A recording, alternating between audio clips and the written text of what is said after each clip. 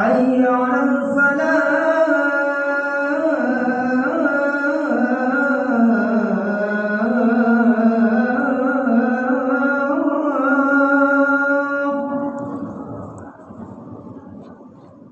حي على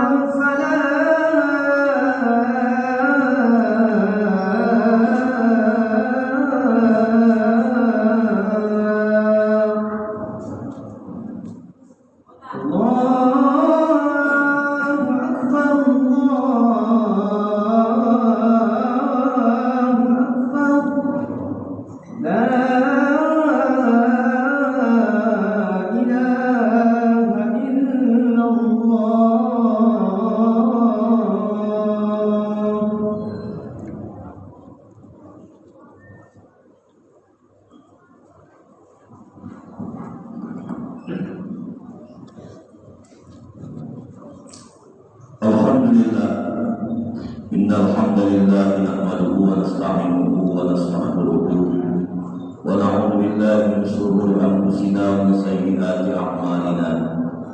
May yahdihillahu fala mudilla lahu wa may yudlil fala hadiya lahu. Asyhadu an la ilaha illallah wahdahu la syarika lahu. Iyyahu na'budu wa iyyahu nasta'in. Asyhadu anna sayyidana wa nabiyyana Muhammadan abduhu wa rasuluh. Allahumma rahmatan lil alamin. Allahumma shalli wa sallim ala sayyidina Muhammad wa ala alihi wa ashabihi ajma'in, amma ba'd. Ya ayyuhal muslimun, usikum wa iyaya bi taqwallah wa ta'atihi la'allakum tuflihun. Qala ta'ala fi kitabil karim, a'udzu billahi minasyaitonir rajim. Bismillahirrahmanirrahim. Ya ayyuhalladzina amanu taqullaha haqqa tuqatih wa la tamutunna illa wa antum muslimun. Jamaah Jumat yang dimuliakan Allah Subhanahu wa taala, pada kesempatan yang mulia ini kita sampaikan rasa syukur kita kehadirat Allah Subhanahu wa taala yang telah melimpahkan taufik hidayahnya kepada kita semua untuk dapat melaksanakan kewajiban kita salat Jumat di masjid yang kita cintai ini. Selawat dan salam kita sampaikan kepada junjungan kita Nabi Muhammad sallallahu alaihi wasallam. Kita senantiasa memohon kepada Allah Subhanahu wa taala supaya kita diberi Allah petunjuk senantiasa dapat mengikuti jejak baginda Rasulullah sallallahu alaihi wasallam. Merupakan kunci keselamatan baik di dunia yang selanjutnya nanti akan kita nikmati ketika kita kembali menghadapnya. Saudaraku jamaah Jumat yang dimuliakan Allah Subhanahu wa taala, dalam kesempatan yang mulia ini khatib mengajak kita semua untuk senantiasa dapat meningkatkan keimanan, ketakwaan kita kepada Allah Subhanahu wa taala, sebab dengan iman dan takwa inilah kita akan selamat di dunia, selamat pula nanti di akhiratnya. Allah Subhanahu wa taala mengingatkan kita, wa tazawwadu fa inna khairaz zadi taqwa. Buatkanlah bekal, dan sebaik-baik bekal adalah takwa kepada Allah Subhanahu wa taala. Berupayalah melaksanakan sekalian perintah Allah, dan berupayalah kita untuk senantiasa pula dapat menjauhi larangan Allah Subhanahu wa taala. Saudara jemaah Jumat yang dimuliakan Allah, adapun tema khutbah kita dalam kesempatan ini adalah kezaliman adalah kegelapan di yaumul qiyamah. Saudara jemaah Jumat yang dimuliakan Allah, kita umat Islam punya keyakinan bahwasanya kita bukan hanya hidup sekali ini, tapi kita besok akan dihidupkan kembali oleh Allah Subhanahu wa taala. Itulah ketika besok datangnya hari kiamat. Inna nahnu nuhyil mauta wa naktubu ma qaddamu wa asarhum wa kullu shay'in ahsaynahu fi imamin mubin. Sesungguhnya kami nanti kata Allah menghidupkan kembali setiap yang mati. Wa naktubu ma qaddamu wa asarhum. Kami telah tulis segala apapun, sekecil apapun yang telah mereka lakukan. Wa kullu shay'in ahsaynahu fi imamin mubin. Semua yang kita lakukan sudah Allah lakukan, dan kita tinggal hanya menjalani apa yang telah kita lakukan selesai hidup di dunia ini. Saudara jemaah Jumat, maka oleh sebab itulah hidup yang sekali ini kita memanfaatkan dengan sebaik-baiknya, supaya nanti ketika kita dibangkitkan oleh Allah Subhanahu wa Ta'ala di hidup yang kedua, maka kita nanti akan menikmati segala upaya yang kita lakukan semasa kita hidup di dunia ini. Oleh sebab itulah Nabi pesankan kepada kita, dunia masra'atul akhirah. Maksudnya kita menjadikan dunia ini sebagai sawah ladang kita yang nantinya akan kita panen, kita nikmati ketika kita nanti kembali kepada Allah Subhanahu wa Ta'ala. Saudara jemaah Jumat, kezaliman itu adalah setiap kelakuan dan perbuatan yang melanggar hak Allah dan hak manusia. Itulah yang disebut dengan zalim. Hasil kezaliman itulah yang disebut dengan zambun, dosa. Itulah yang kita doakan, Allahumma ighfir lana dzunubana, ampunkan dosa-dosa kami. Maka setiap kita langgar hak Allah, kita langgar hak manusia, maka timbullah kezaliman. Kezaliman itu sama dengan hasilnya adalah dosa. Itulah yang disebut dengan zalim. Sementara kalau zalim itu adalah adil. Adil itu wad'u syai'in fi mahalli, menempatkan sesuatu pada tempatnya, itulah adil. Namun ketika tidak mampu menempatkan sesuatu pada tempatnya, maka itulah disebut dengan zalim. Tempat kita sebagai hamba, maka tugas kita mengabdi dan menyembah kepada Allah Subhanahu wa Ta'ala. Apabila ini kita tidak laksanakan hak-hak Allah Subhanahu wa Ta'ala ini, maka kita disebut dengan zalim. Saudara jemaah Jumat, Allah sampaikan, Nabi sampaikan dalam sebuah hadis qudsi, inni haramtu zulma ala nafsi ya Allah. Aku mengharamkan kezaliman atas diriku. Maksudnya Allah itu tidak akan mau zalim, tidak akan mau zalim, dia pasti adil. Apabila baik dibalas baik, apabila tidak baik dibalas tidak baik. Sedikit pun tidak ada yang akan luput. Sebab Allah punya sifat al-adil, maha adil. Dia maha adil. Sekecil apapun akan dibalas oleh Allah SWT. Ini selalu kita baca. Faman ya'mal mithqala dzarratin khairan yarah, wa man ya'mal mithqala dzarratin syarran yarah. Sebiji batu sami kebaikan, sebiji batu sami kejahatan akan dibalas oleh Allah Subhanahu wa Ta'ala. Saudara jemaah Jumat, maka kezaliman ini diharamkan Allah kepada kita. Di dalam hadis ini Allah sampaikan, aku mengharamkan kezaliman atas diriku. Maka kata Allah, wa ja'altuhu bainakum muharrama, maka menjadikan kezaliman itu haram terhadap kamu. Maksudnya kita sebagai hamba. Fala tazalamu, kata Allah, maka janganlah kamu saling menzalimi. Saudara jemaah Jumat, maka kezaliman itu ada 3 macam. Ada kezaliman atau dosa yang tidak terampunkan oleh Allah. Itulah dosa kezaliman orang yang menserikatkan Allah, yang menganggap ada kekuatan yang lebih selain Allah, menganggap ada yang lebih maha selain Allah, menganggap ada yang lebih kuat selain Allah. Maka itulah disebut dengan syirik. Maka dosa syirik ini tidak akan terampuni. Maka ketika Luqmanul Hakim menyampaikan wasiatnya kepada anaknya, maka Luqman sampaikan, ya bunayya la tusyrik billah, inna syirka la zulmun adzim. Wahai anakku, kata Luqman, jangan sesekali kamu menserikatkan Allah, sebab dosa menserikatkan Allah itu sangat besar, tidak ada ampunannya. Maka ini dosa yang tidak terampuni, kezaliman yang tidak terampuni. Maka mudah-mudahan kita senantiasa Allah jauhkan dari sifat-sifat yang demikian ini. Makanya kita selalu menyampaikan la ilaha illallah. Sampai Nabi sampaikan dalam hadisnya, jadilu imanakum bi kalimat kalimati la ilaha illallah. Berbahagialah iman kamu senantiasa dengan mengucap la ilaha illallah. Azan kita sampaikan la ilaha illallah. Dalam sholat kita sampaikan kita tasawuf kita asyhadu an la ilaha illallah. Maka inilah benar nama mentauhidkan Allah Subhanahu wa taala.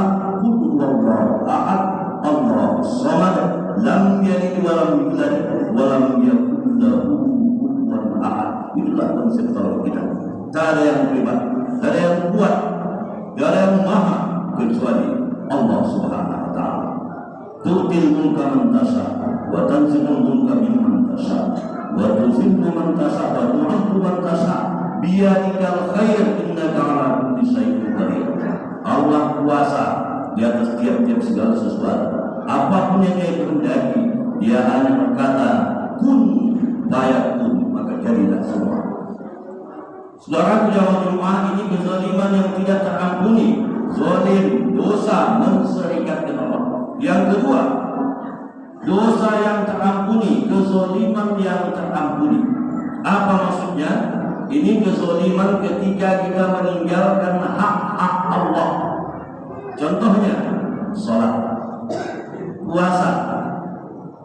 Kami yakin di antara kita mungkin sebagian, andaikan kita mau berkaca ke belakang, mulai kita akan balik usia 15 tahun, pernahkah kita tinggalkan sholat? Adakah waktu itu apa sholat kita? Kami yakin mungkin di antara kita mungkin ada. Ini meninggalkan hak-hak Allah. Pernahkah kita puasa Ramadan tinggal puasa? Saya yakin di antara kita mungkin ada. Tapi ini adalah kezaliman yang terampuni, yang terampuni. Walladzina idza fa'alu fahisah aw zalamu anfusahum. Kalau kamu terlanjur melakukan kejahatan dan dosa, menganiaya, pas takbarullah, zakarullah, ingat kamu kepada Allah, fastaghfiru li dzunubihim, kamu minta ampun, walam yusirru ala ma fa'alu. Maksudnya jangan kamu lakukan lagi, jangan kamu amalkan lagi itu, jangan kamu tinggalkan lagi itu hak-hak Allah yang kamu tinggalkan selama ini. Allah akan mengampuninya.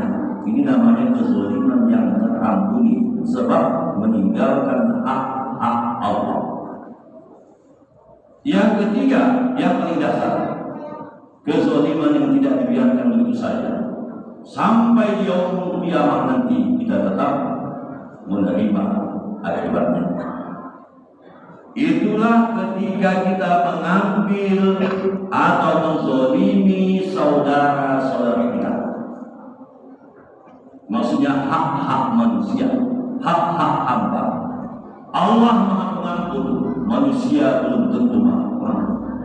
Allah jelas Maha Pemaaf, tapi manusia belum bisa kita jamin Maha Pemaaf. Allah Maha Kasih, sayang, tapi manusia belum tentu Maha Kasih sayang, tidak bisa. Maka ketika Nabi menyampaikan hadisnya dalam sebuah hadis, ketika dia dihadapkan sahabat, Nabi pernah sampaikan, wahai sahabatku, atadruna muflis. Wahai sahabatku, tahukah kamu siapa seorang yang bangkrut di yaumul qiyamah? Sahabat menjawab, itulah ya Rasulullah yang tak punya dinar, maksudnya tak punya uang, tak punya dirham. Oh tidak, kata bukan. Ada besok umatku, kata Nabi, datang di yaumul qiyamah membawa amal sholatnya, membawa amal puasanya, membawa amal hajinya, membawa amal zakatnya, tapi saat di dunia dia pernah memfitnah sian, dia pernah memaki sian, dia pernah mengambil hak sian tanpa izin. Maka besok yang dizaliminya akan datang kepada yang menuntut. Maka saat itu ketika yang dizaliminya menuntut kepadanya, maka dia pun membagi pahalanya kepada yang dizaliminya. Datang satu lagi dibagi lagi, datang satu lagi dibagi lagi, rupanya habislah pahala kawan yang banyak kita. Datang juga lagi yang dicaci maki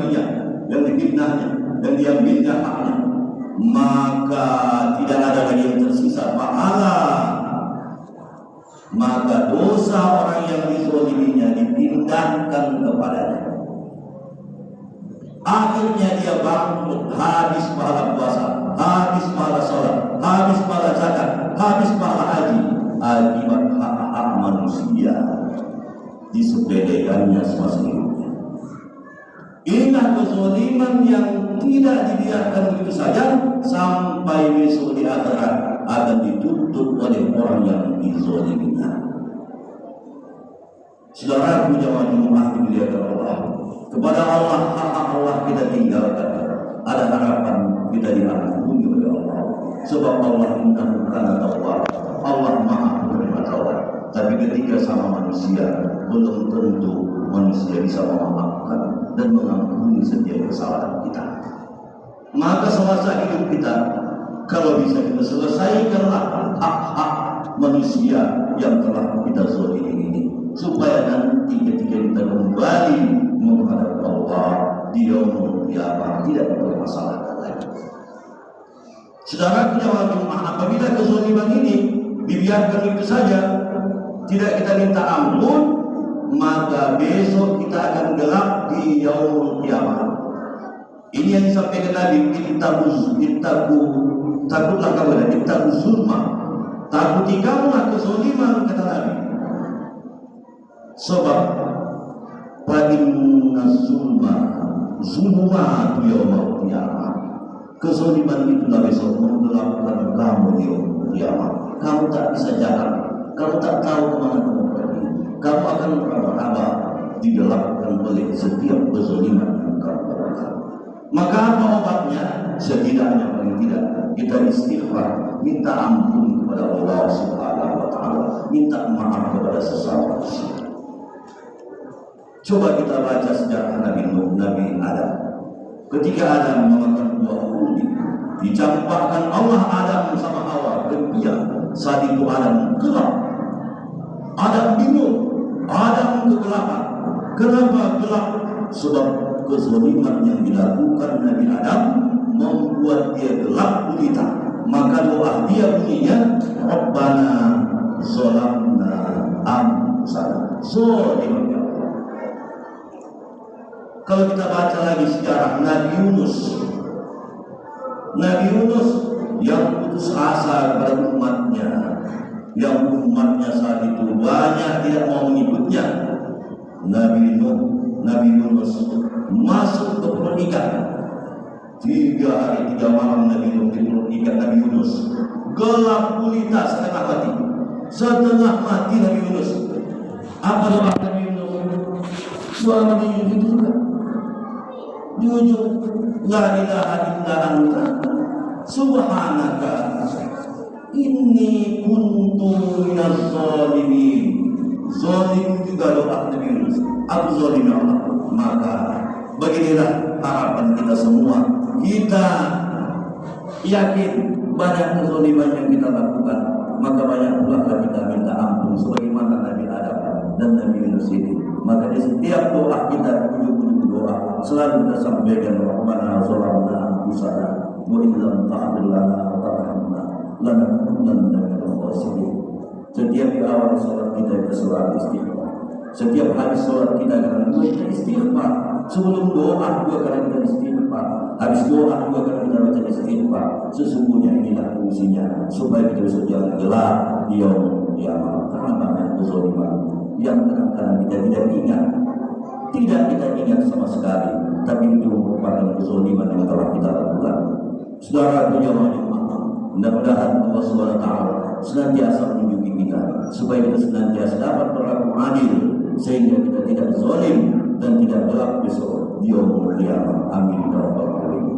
Barakallahu li wa lakum bil Qur'anil azim wa nafa'ani wa iyyakum bima fihi minal ayati wat dhikril hakim wa taqabbal minni wa minkum tilawatan innahu was-sami'ul 'alim.